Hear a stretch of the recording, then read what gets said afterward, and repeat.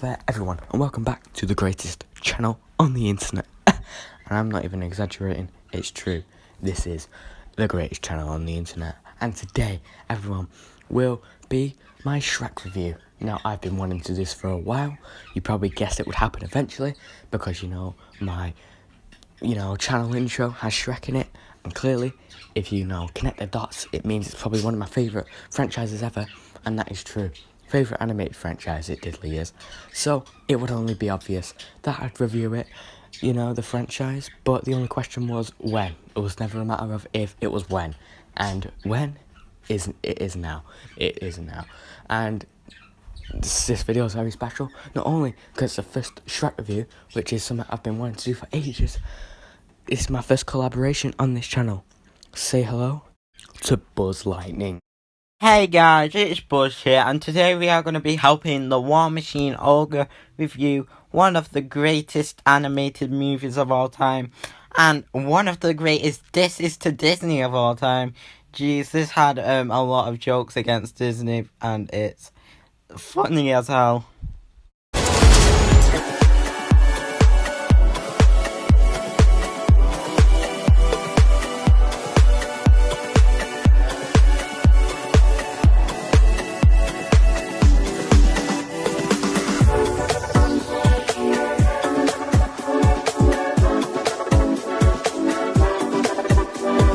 So we're going to be reviewing this film in different categories. There's going to be quite a few of them, maybe 4, maybe 5, can't remember the exact amount. But first off, it's perfect start to start review.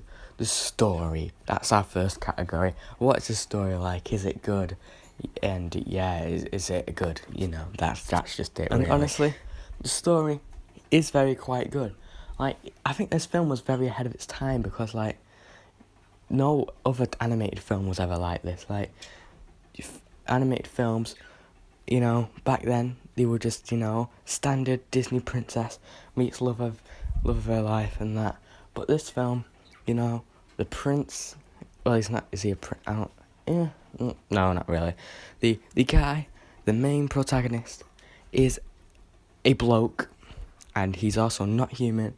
And everyone hates him, and he's ugly, and this film is supposed to be kind of like a fairy tale. You've never seen any other, fairy tale or any Disney movie like this, Let me just show you some examples of, fairy tales that this has not been in. P, Princess Cinderella. There we are, lived happily ever after. Oh, no ogres. Let's see, Snow White, a handsome prince. Oh, no ogres. Sleeping Beauty. Oh, no ogres. Hansel and Gretel. No. Thumbelina. No. The Golden Bird, the Little Mermaid, Pretty Woman. So yeah, I think you pretty much get my point. No other movie has had this story. So this is pretty much a completely original idea, and you're probably thinking, well, the princess must be the same as princesses from other fairy tales. I mean, that's got to be at least one similarity to other films. Nope. The princess burps, and honestly, when she's playing with spider webs, she, licks her fingers, acting like it's KFC, finger licking good. And, she's fine with animal abuse, frogs and snakes being turned into balloon animals, real frogs and snakes, and it's happening to them while they're alive. She's fine with that, she felt like a stereotypical princess first, but she's not. And what is the story exactly? Well, an ogre, his land gets, full of refugees, and he wants to know why. And it's because some bloke put him there called Lord Farquaad, which, by the way, is an iconic villain. And, Shrek wants his swamp back, and, Lord Farquaad says if he gets him the princess, then he can have his swamp back, And, yeah. Character development happens, and then the princess and Shrek fall in love with each other. And yeah, and at the end, does the ugly prince turn into a human at the end, and they live happily ever after as humans? Nope. They both turn into ogres, so it's like the opposite of what actual fairy tales do. It's such a clever idea. It's really cool story. It's quite basic, but it's the start of the franchise, and I think it's a perfect start, to be honest. Buzz, what do you think? I like how DreamWorks took their diss on Disney to the extreme, man, by making their main character an ugly ogre instead of the stereotypical Disney princess that is all beautiful and perfect. I also really like the plot of getting a princess for Markiplier because a bunch of weirdos took your swamp and you're trying to get your swamp back. It's a really creative story. I also really like how instead of turning the ogre into a human at the end, they turned the princess into an ogre too, which is very clever on DreamWorks' end. Instead of the ogre turning into a human, they turn the princess into an ogre. It's like the complete opposite of Beauty and the Beast. It's perfect. So the next category we've got is animation now. Animation, just like the story, it's ahead of its time, yet again. Like there was no other animated films that looked this realistic. Like the humans almost look spot on. Like the eyes are the right shape, the noses are quite in the right shapes, lips, teeth, whatever. The only thing that sort of didn't look very human is like the size of their heads and the shape of them, just things like that. And I mean, you may be thinking, hey, Polar Express looks way more real than this. Oh yeah? Polar Express didn't come out till like 2004, and Polar Express might have came out after Shrek 2, so we might have had 2 Shrek films with brilliant animation that look quite kind of real, and before we got Polar Express, which looks very real. I don't know, maybe there's another animated movie that looks very real that came out before Shrek, just tell me in the comments, I guess. But yeah, the animation looks absolutely stunning. The amount of detail just puts Pixar to shame, and Illumination, obviously. They don't put too much detail in. But I noticed the last time I watched this film, I noticed for the first time, if you look at Shrek's cheeks very carefully, you can see a beard sort of growing. It looks like a beard starting to grow on him. I mean, how many other films can you see do that? Yeah, I guess The Incredibles 2 did it. But it wanted you to see that because it wanted to make Mr. Incredible look tired and exhausted and not have time to shave. And you can see it very clearly. But you have to look very carefully to see Shrek's, which is how a lot of people look, You have to look very closely to see any facial hair. And that ain't no different with Shrek. Also, we gotta mention, characters like Donkey, fur is definitely spot on. We got the shape of the ears great. And again, animation really is ahead of its time. And honestly, this is gonna be one of them rare times, I'm gonna admit this, an animated character looks kinda hot, and that is human Fiona. That's how real this looks. I think Fiona looks quite fit, not gonna lie. What do you think, Buzz? Yeah, I do agree that the animation was way ahead of its time, and it still holds up today. And also, Pixar tries to make their animation as realistic as possible without it making it look too scary. And Shrek was doing it way before Pixar, and DreamWorks were doing it way before Pixar, but still, they were doing it way before Pixar. And I think they perfected it. And you're probably thinking, oh, weren't Polar Express more realistic? It was more realistic, but it was scary. Everyone probably agrees with that already. Is going to be characters. And now, characters, they're pretty much spot on, The way they establish them and introduce them is great. It's right off the bat. They introduced Shrek, also great character entrance. I think the song really works, the way you use that in that scene. And yes, and he's an iconic character now, and the way you introduced him, it just establishes him straight away. You get to know him already, you're like, alright, he's just disgusting, lives in a swamp, yeah, and showers in mud. And you can even sort of imagine what his personality is before he even starts talking. I mean, it is judging someone before you get to know them, which is one of the big themes of the film. So, yeah. And other characters like Donkey, he's a great comedic relief, that's what he is. He serves his purpose, and the stuff. He gets a girlfriend, a dragon, which yeah. When was the last time you saw a donkey and a dragon, be together in a film like that? Never. That's what I thought. That's why it's so great. Fiona, you know, she's a princess at first. You think she's just standard princess, but nope. She's got a lot in common with Shrek, and really, if you think about it, something like that where you just get like a beautiful princess and then you match them up with an ogre and try and make them have similarities. Really, you wouldn't think it would work too well, but the guys at DreamWorks, they're clever, and they made it work pretty well. And the villain, yes, he did not get too much screen time, but I mean, he's still an iconic character. He's quite funny to see on screen. I like all the short jokes they make about him, and yeah, his motives are very clear. So yeah, I think the characters are really great. Really good. Even like this, like the characters that don't have a proper role in the film, like Gingy or Pinocchio. Was Pinocchio even in the film? Forgot. Maybe he was. Oh yeah, he was. Yeah, characters like them, blind mice and everything. Even though they didn't have roles, they were still charming to see on screen. So yeah, I'm gonna talk about the characters one by one, starting with Shrek. So yeah, let's get started. So first up we got Shrek, and he has the greatest introduction in this movie. So basically they roast Disney so hard. So basically he reads a book with some like generic Disney music playing, and then he says something like that's a load of rubbish or something. He says that, and then he rips the page, and then All Star starts playing, and then he just walks out.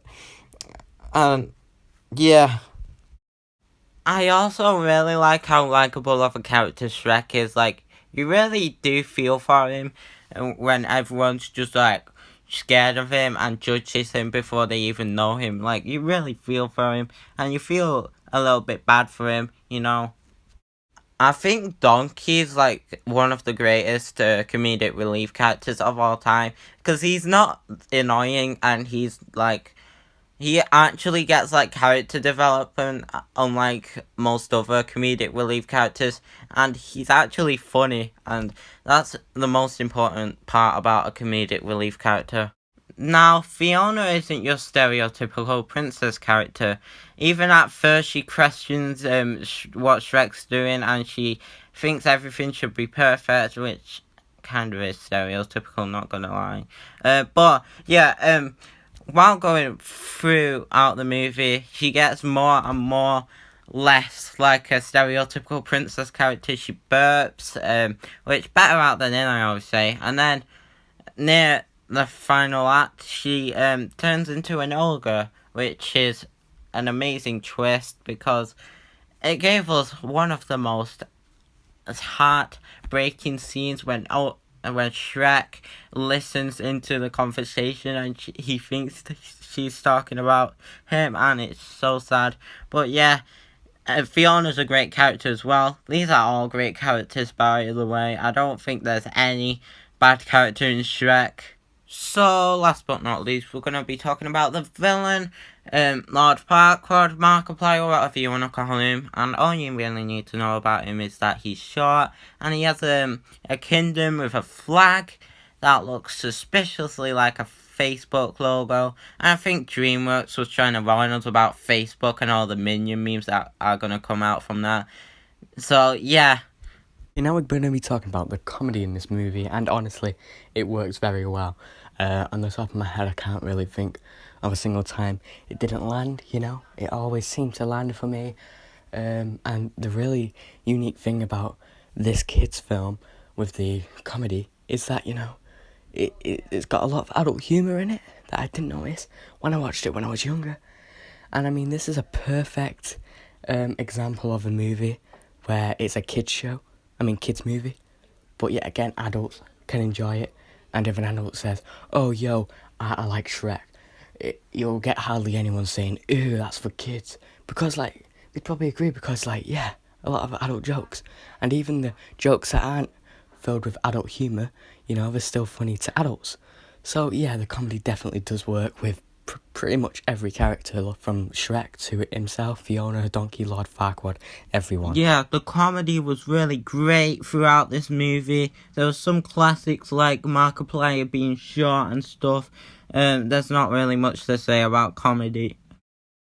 Now the next category is going to be soundtrack. And now honestly, if this was any other movie, I probably won't put soundtrack as a category. I mean, I might for a few other things, but the soundtrack is very important for the Shrek franchise because every song usually is really good and it just fits the mood of the scene, and they're really good with their soundtracks and when to put them in. So is the Shrek 1 soundtrack good? Yes, I believe it is, because every song suits the scene and just suits the film. Every song just sort of feels like it belongs in the film. Like Smash Mouth's All Star, that when you listen to that, the first thing you're going to think of is Shrek. That's the first thing what will come to your mind. And the song when Shrek's beating up all the knights, I don't give a damn about my reputation, is the vibe Shrek gives off in the first half of the film until you get to know him a little bit.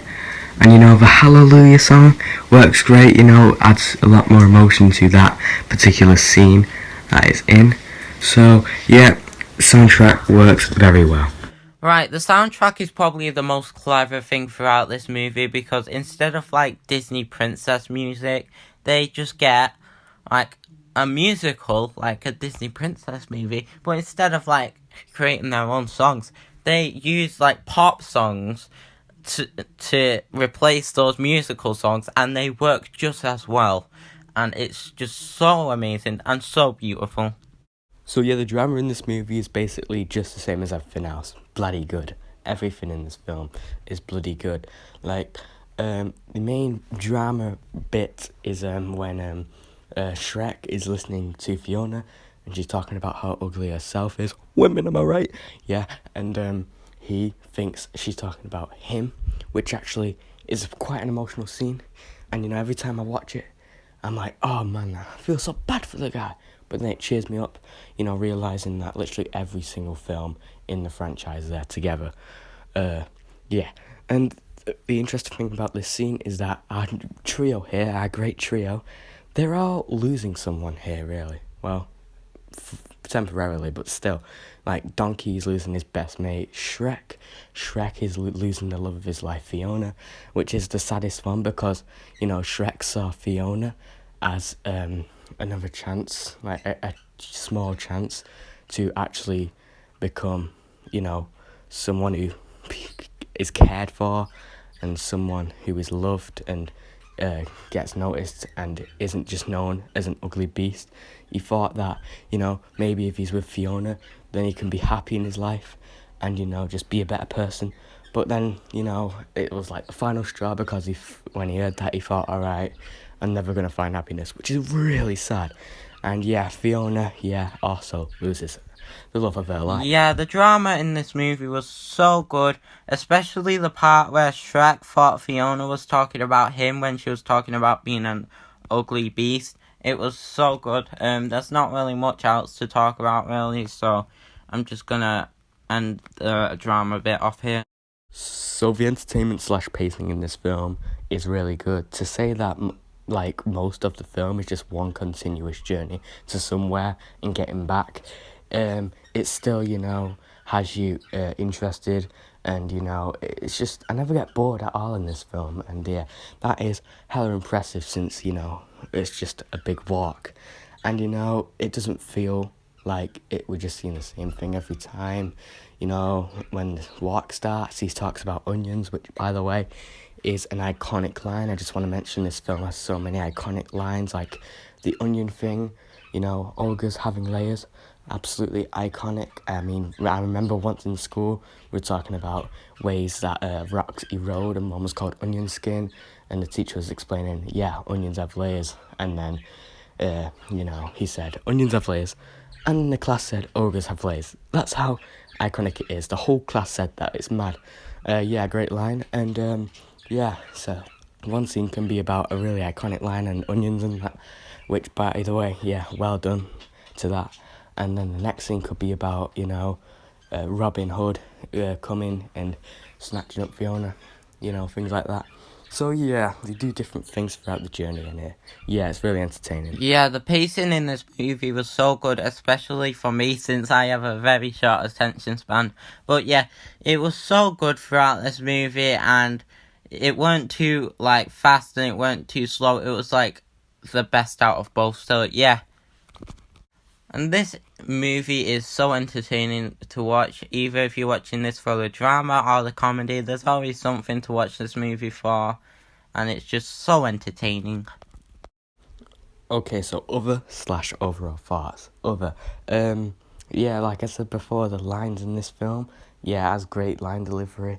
I think the fact that, you know, Fiona has fighting moves is really good because, like, you know, like I said, the fact that this movie is so different from Disney movies is great because, like, you know, a lot of Disney princesses and Disney movies are just so like, oh my god, Prince, my hero, my savior. But you know, Fiona's just like, yo, Robin Hood's over here. I'm gonna bloody kick his head in. You know what I mean?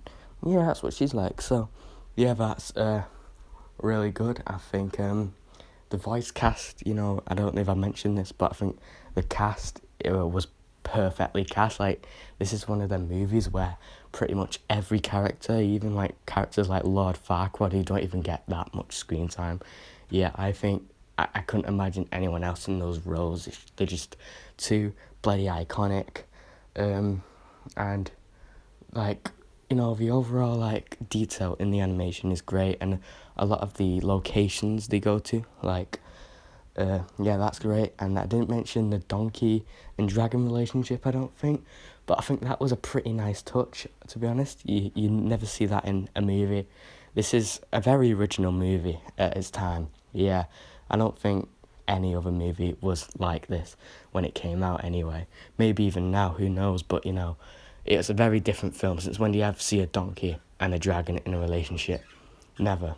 And you know, the fact that, you know, we made the dragon a lady is new, because in most movies the dragon's just the big monster that destroys cities, but no, they give in the dragon, you know, a character that's more than just that, because something that just destroys cities, not as interesting, is it? So yeah, my overall thoughts, it is a fantastic movie, one of those movies where I'd say it's a near perfect film because I can't find any flaws with it. And you just know the next review is going to be mad because, like, I've been praising this film a whole lot, and the second movie is even better. So let's get to the score. Now, the score for this movie I'm going to give is, yeah, A+, which is literally the best you can get, because it's one of them films where if you know the cast and crew, the crew of the film making it, if they showed you the film and said, all right, tell me what could have been better, tell me how it could have been better, how could it have been improved, you know, things that would improve the film. And honestly, you'd be sat there thinking for a while, because, like, on top of my head, I can't think of anything. You know, you can't improve the cast, can't improve the animation, you know, you can't improve the entertainment slash pacing, or, you know, just the characters. The drama was very good as well. And yeah, I forgot to mention this in my overall overall thoughts thing, but I also do like the fact that they put different fairy tale characters in there, so it almost feels like a fairy tale cinematic universe. Like, you have Pinocchio, Three Blind Mice, a version of the Disney princesses but with redesigns. So yeah, I like how they just, you know, establish this world where fairy tale creatures are just exist, you know, which also has not ever been done before, not even by Disney, where they did something this big of a crossover, if that's what you'd like to call it. So yeah, very original, very creative, A+. My overall thoughts on this movie is that it's a brilliant movie, and I'll score it an A. So yeah, that's my thoughts. So everyone, that is the end of this review. I just want to give a huge thanks to Buzz Lightning, who did collab with me on this video. It's actually the first collab with him on this channel, you know, because we both love Shrek, so I just thought, you know, why not? He's done a few collabs with me on the second channel. If you would like to check that out, you know, just go on the Walrus Shinoga channel, and there will be a playlist in the playlist section of collabs with him, and I will put his channel in the description, and I'd like you to tell me your thoughts on the Shrek movie, and if you could have thought of any sort of complaints for it, fair complaints. Don't say, oh yeah, Shrek, more like shit Shrek. Don't say that. Just if you have any complaints for the film, just tell me in the comments. I won't argue with you unless it's really dumb, because I'm really curious to hear what people's complaints are for this film, because I have none.